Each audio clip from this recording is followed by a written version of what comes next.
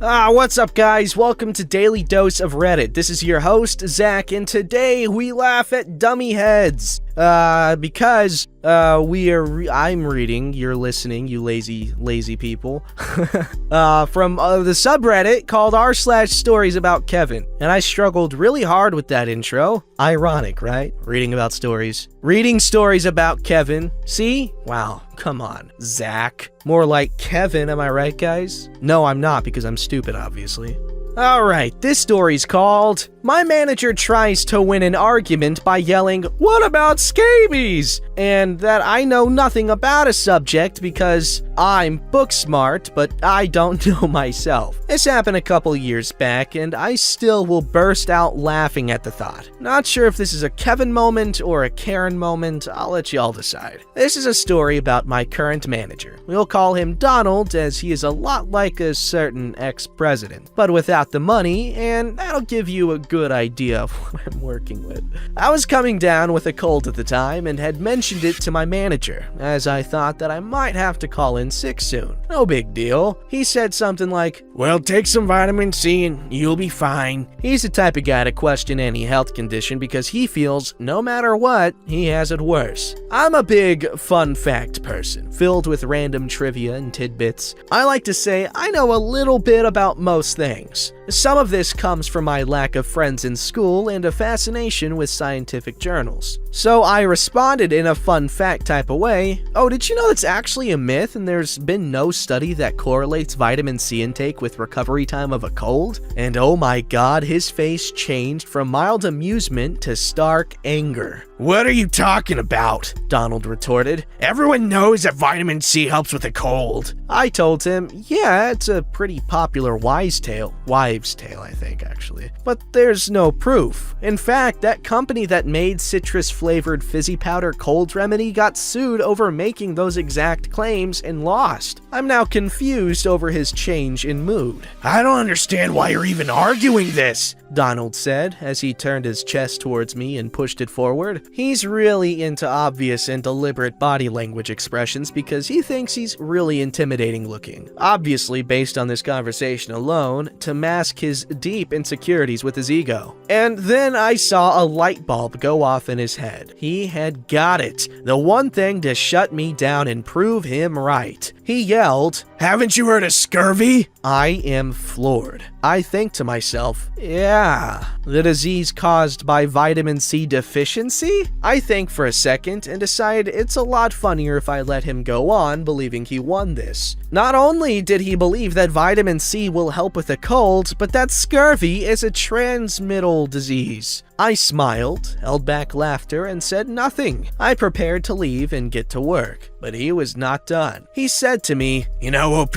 you're probably book smart, but you need to learn more about yourself. Now, in addition to having very few friends in school, I've also seen some stuff. I live with PTSD from the experiences. The recovery process from my experiences had forced me to grow up, and the mental illness I acquired and born with forced me to understand myself greater than others in order to properly manage my symptoms. I will not have someone who knows nothing about me say something like that. But I am a fun fact type of person to the bone. I turned around, walked up to his desk, leaned down into his face and said, I don't think you know me well enough to say that. And I smiled. It was just a fun fact after all. He was speechless. He stammered out a weak, okay, well, while he did his best to avoid eye contact. I stayed a few more seconds to make sure he was done. After that, I went back to work and had a real good laugh. Now, whenever he is being a real jerk or tells me to do something a certain way that I know will have to be redone later the correct way, I just think of him yelling, what about scurvy? And then looking so smug with himself. Always forces me to laugh. Okay, cool story and everything, but where's the scabies? Huh? No mention of scabies in the story. I want a refund. Alright, this story's called Kevin's Escapades in Espionage and Enemas. Extra, extra large. Let me introduce you to my brother Kevin. Kevin is 26. I'm 19. And he has been wreaking havoc for at least 10 years now. Not quite sure where to begin, so I'll start with childhood. When I was very young, I remember Kevin being a teenager. When I was 9, he was really at his peak of being a teenager. Kevin intersected with Kyle quite often, complete with drinking Monster and backwards hats, though surprisingly never did punch any drywall. Kevin spent most of his time in high school skipping class, trying to surf on a lake — we live 2,000 miles inland in Iowa — and trying to start campfires in the backyard. He didn't really hit full idiocy until his summer between his first and second year of college. Kevin's first spectacular adventure was in a hotel downtown in my mid-sized city. Not exactly a good place for adventure, but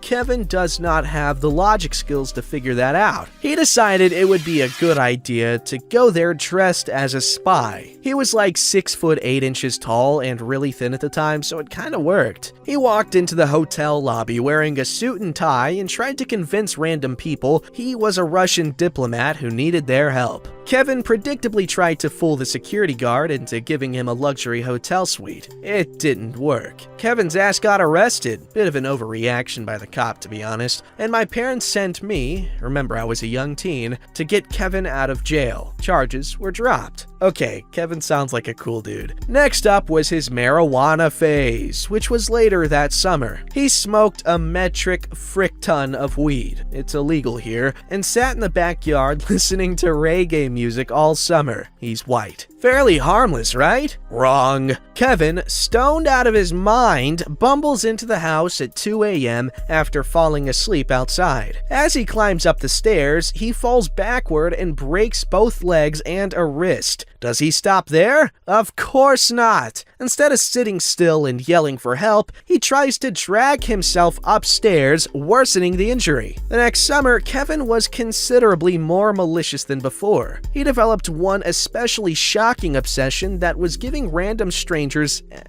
enemas? Oh, what? He taped a freaking printed off porno of some Asian lady getting an enema to his wall and claimed it was his art, and screeched like hell when my dad tried to take it down. Okay, I don't want to be friends with this guy anymore. Soon, he was trying to hook up with girls who would let him give them an enema. This was a daily fixation. We spent most of the summer watching him type away about how he wanted to give — insert girl of the week — an enema. He also spent $500 of my dad's cash on raw honey to use in enemas. Honey? In an enema? What? In recent years, he hasn't gotten much smarter. He also tried out for a high school football freshman team. Not his school, he's 26. Sold my dad's class ring to a pawn shop to buy enema — video of the adult variety. We paid 7 times sale price to get his ring back. Oh my god. And melted down an expensive kitchen knife and made a dildo out of it. He bought a copy of every religious book — Bible, Quran, etc. — and pissed on it, okay, and put it on YouTube. He raged about being banned for weeks. He stuck a whole jar of Tabasco sauce up his own anus and had to go to the hospital. He bought 50 brooms and claimed they were enema rods. He tried to surf on a lake during a tornado warning and nearly got hit by lightning.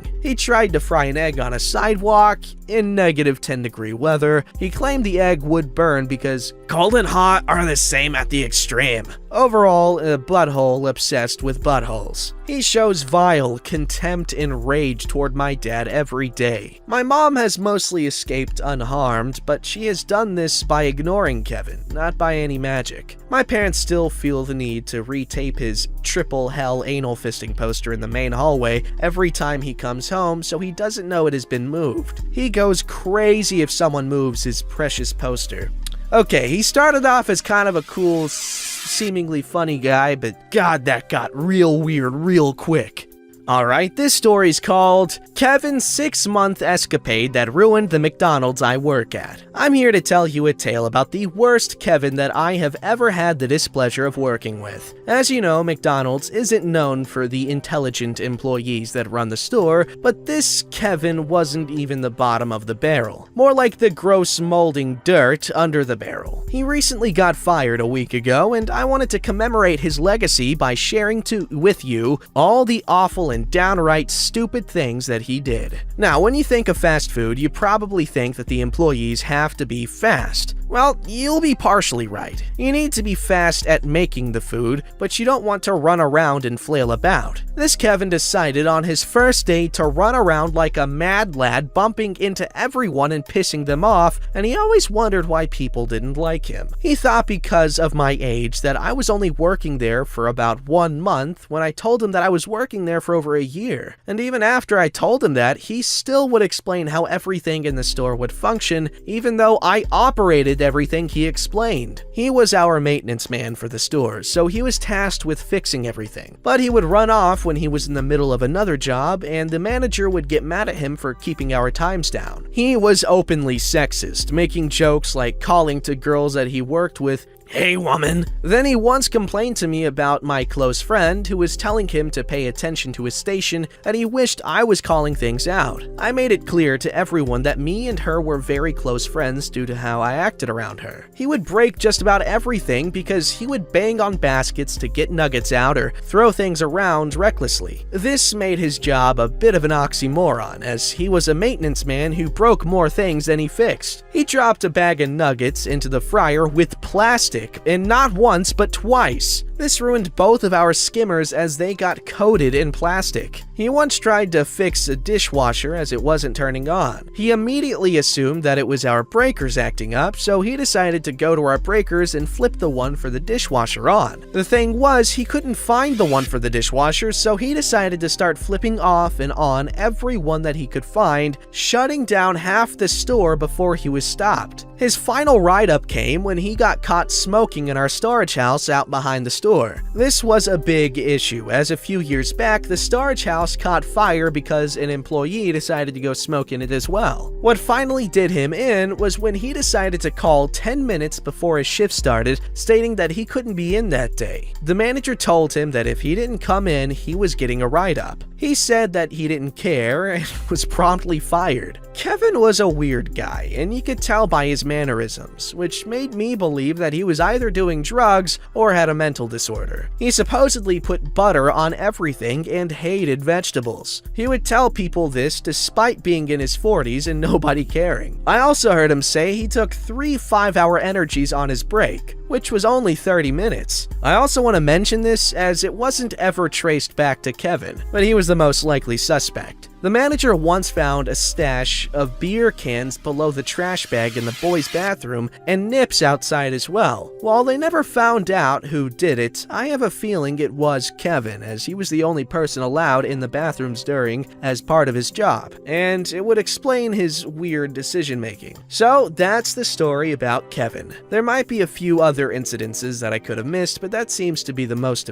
of it. Wherever you are, Kevin, I want you to know you're now the butt of every joke at work and you will not be missed. Seems like a weird dude, but weird people make great stories, as you can see here. This story's called Kevina Doesn't Understand How a Library Works. This happened on Sunday. Kevina came to the library and wanted to know why there were charges on her account. I help her and tell her that according to our system, you have multiple items checked out that are overdue. Do you have these items checked out? I list everything she has checked out. Books, Blu-rays, and DVDs. And she says yes. She then asks me, "What do you mean overdue?" Turns out that Kevina had no idea you had to return things you check out from the library. She thought that she got to keep them, and that us informing her of the due dates and highlighting the due date on the receipt was a suggestion of when to return if she didn't want to keep the items. Naturally, she made a big fuss of not wanting to pay the late fees because she had no idea she had to return the items. Unfortunately for me, the library director was doing a walk around and heard the big fuss she was making. After explaining the situation to him, he made me waive her fees and asked the Vina that she just make sure to return the items and you'll be fine. Although I'm pretty sure we're never going to see those items again, because as she left, she said, "I can't believe y'all would lie about giving away free things to people who really need it. I'm never coming here again." So, yeah. What? First of all, library director, cool guy, very, very nice, but man, I feel bad for libraries. Don't forget to like, subscribe, and hit that bell to never miss an episode.